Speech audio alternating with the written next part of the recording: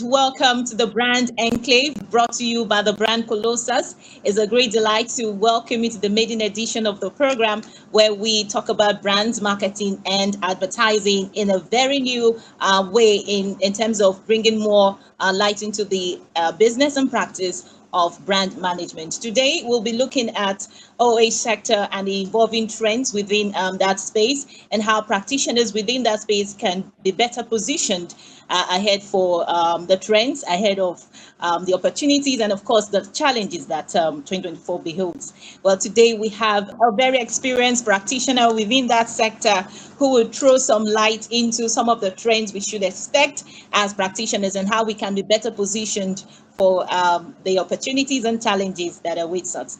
I have with me Mr. Adeyemi Adeshina, a very good friend and a key stakeholder in the industry. Such a pleasure to welcome you to the Brand Enclave. You're welcome, sir.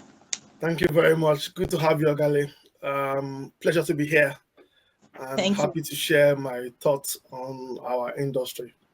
Yeah, so happy New Year. Before we kickstart the conversation, I mean, the year 2024 holds a lot of hopes for us. I mean, a lot of practitioners have expressed great optimism for what they hear holds for us as businessmen and women, particularly as practitioners within the out-of-home sector. We witnessed a lot of events that unfolded in the year 2023 economically, and how it impacted on the general advertising landscape. And of course, the out-of-home sector was not, left out of the dramatic change that came as a result of some of those economic twists and turns that actually happened in the previous year. But let's look at it from the broader perspective of the economy, in terms of some of the events that actually, created, should I call it a challenge or opportunity? But let's look at it from the general economic landscape. What are some of those events that happened in the previous year? And can you just highlight how it impacted on the out-of-home sector? I really like that we are starting on that note. Sometimes people think talking about trends should just be talking about innovations and stuff.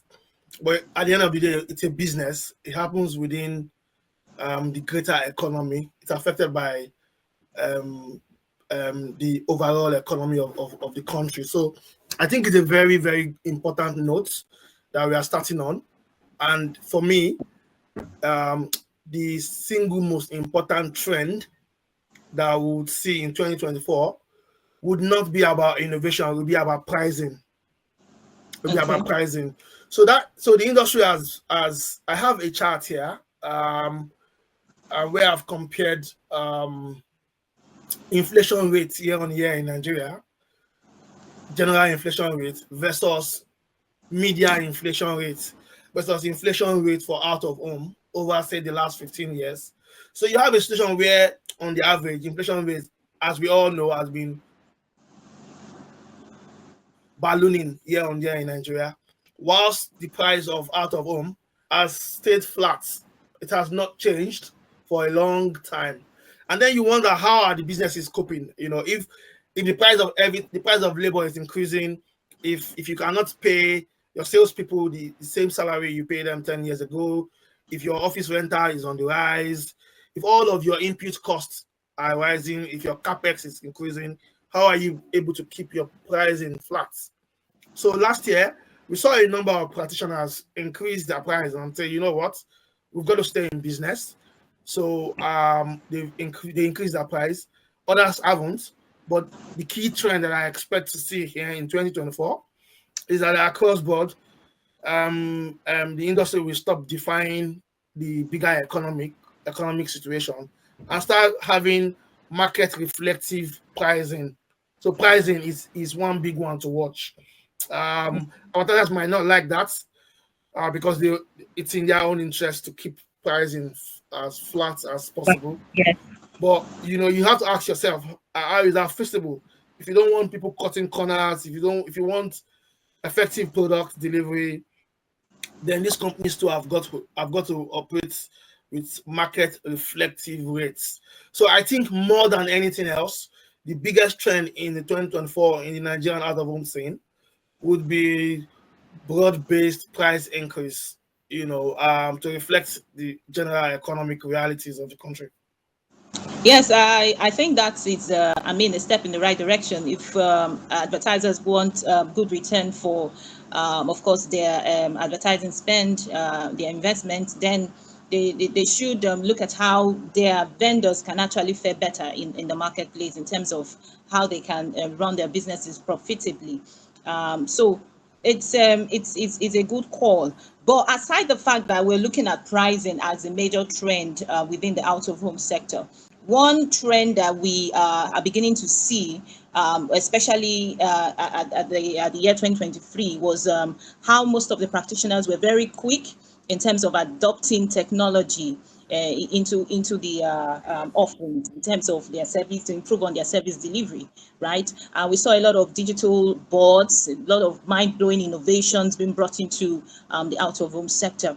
What do you envision would that gravitate towards in the year 2024? That's another important conversation to have. Firstly, technology and how it shapes other spheres of life is an ongoing thing. It's not a one-off. So if you talk about trend 10 years ago, you talk technology. If you talk about trend 5 years from now, you still talk about technology. I think the more cogent question would be how would technology exactly impact the scene, this year. And the big thing this year would be something I call creative democratization. What do I mean by that? So in time past, creativity was the exclusive reserve of agencies, of the big clients. But with the coming of AI, you expect that creativity will become democratized. This will happen as a consequence of the fact that everyone now can have access, to those tools. So you talk about something like falls out of home. Falls out of home is a situation where, brands are creating campaigns on out of home, but not in the real world, but online. Okay. Now, how does this fit into the bigger client strategy? More often than not, out of home is accused of, for example, not being measurable. But imagine you deliver a campaign in real life, and then you do the equivalent, online to create that mesh. There'll be a number of very popular ones in the West, but it's not a trend that is peculiar to people in Europe and America. So it's going to come. We'll see more of that in the course of the year. Someone is going to paint the Third Milan Bridge in their own colors and assume that they've done it in the real world. So I think the thing then will be for creatives, how can you mesh both reality? How can you create, you don't want other brands outshining you. So you leverage that, with your real life campaign prior to, so as you're planning your actual campaign, you are looking at how can we execute this same concept or even wilder, crazier concepts, using more or less the same platform on social so that you can create that virality, you can create that talkability, and then you can create indirectly some degree of measurement, for your campaign. So you'd see if the big brands don't jump on it first, you'd see smaller brands leverage it, take advantage of it. And if you go to Abuja, there's something called the City Gates. It's a very impressive architectural landscape. Imagine that a brand takes it over online, and create something wow with it. That can motivate a lot of similar campaigns in the real world. So AI would drive creative democratization. It will drive creativity more than any other aspect of our business. Talking about AI and creativity, I want to recommend that marketers and ad people think of these technologies as tools that will enable them. So you think about tools like Midjourney and ChatGPT. These are complementary tools. These are tools that would complement the human imagination, not replace it. Replace them, yes. Yes, and they are not tools to be feared. A lot of people see technology and they get very scared. they hear AI and they get worried. These things are things that we should not be afraid of. We need to embrace them. We need to utilize them. They complement the human ability that is so strong and potent. Yeah, so that's one thing that will shape the landscape going into the new year. Okay, so looking at the global scene, what would you say are some of the trends that Nigeria is yet to harness in terms of technology within the out of home sector? I mean, the one we just talked about now is one. I've seen a lot of big brands use AI to create their commercials. You know what that does is it extends what is possible. It extends what is possible. So it's not just out of home.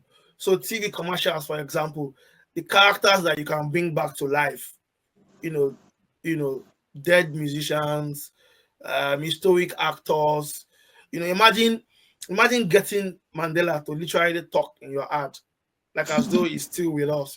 So the possibilities are endless. But again, on out of home, those things are actually possible as well. It's about embracing them. So you take a tool like Mid Journey and the amount of graphics that it can generate, it still requires human thinking to drive them because a lot of people think that AI will replace humans. It won't. The best use of technology would be to increase productivity. And even with productivity, think about there's something there's a food for thought there. You can be more productive, but not more creative. Okay. Yes, Can it's you possible. Oh, I can explain that. So, tools like AI would make you they will take away repetitive tasks from you. Those things that explain? require you to do over manually, they automate it.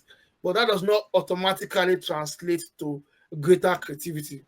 So you might create your ad with AI now. It doesn't mean that the ads that humans create would not be better, would not be better received in the market. So be mindful of that. I'll say to marketers, to creatives, to art people, use these tools in a way that suggests that you have an understanding of them. They're not to be feared, and they're not to replace the human imagination because that's almost unmatched in human history. So yes, use those tools, embrace them, do not be afraid of them, utilize them, but use them in a way to increase to increase both creativity and productivity. Okay, so use AI as a complementary tool and not a replacement of human endeavors or human Absolutely, um, absolutely. systems. All right, moving forward, we've also noticed in the previous year that marketers, brand managers are shifting budget to below the line activities in a way to see how they can be more efficient in terms of how they use, they advertise their investment, so to Yeah, speak. yeah. We see that experiential marketing gained more prominence in terms of where the advertising budget is directed to. And so, with all of this in mind, what do you think that OH practitioners can do to sustain their relevance in 2024? I really like that question. I really, really do. I think it's a very, very germane, relevant, contextual question you just asked now. Now, experiential is fundamental for any brand who know what they are doing. And the reason is very simple. Um, for a lot of products, the what you want to do is experience that brand.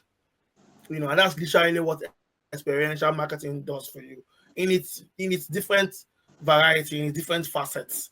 Now, if I own an out of home company, I'll be thinking, how do I integrate experiential into my out of home offering? So a few years ago, I delivered a project in Alausa in Lagos, where we incorporated experiential into out of home. What did we do? We turned a lifeless garden.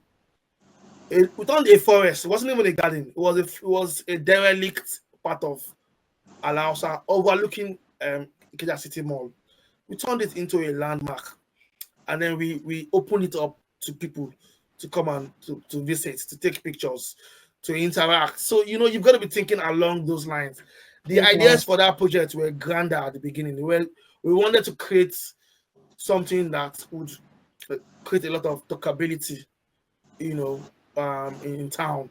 So you want to use your out of home. You don't want your platform to be static, lifeless billboards. No, you've got to be thinking, how can I incorporate this? So it's about creativity again. When you suggest to clients, everybody's under pressure to maximize budgets. Everybody wants their budgets to drive extra mileage for them. So you've got to be thinking, how do I do that? It's not enough to say I have an asset by the road junction. No, those things have got to move beyond that. Stop thinking like you are a real estate company and start thinking about, how do I harness the potential of audience to the benefit of my advertiser, to the benefit of my client. So yes, and the interesting thing is out of home is pretty dynamic. You can integrate out of home with TV, with online, with radio, with experiential. It takes a lot of thinking, so I think that most out of home companies instead of just employing salespeople, they've got to be thinking about having in-house creative, small niche, small nimble creative departments. Like a think tank in-house that can come up with concepts. Now they might not win immediately with this concept. Clients might throw some ideas away, but for everyone that they get to sell to a client, it sets them apart. So I know that the Alausa Garden became a landmark. Everyone saw it differently. It wasn't a normal billboard. We integrated for a sports betting brand. We integrated a football goalpost in we created a green pitch right in the middle of town. People didn't think that was possible in that small space, but we created it, and then we had a digital screen to bring all of it to life. So you got to be thinking in that line. It became like a monument where people go to take pictures.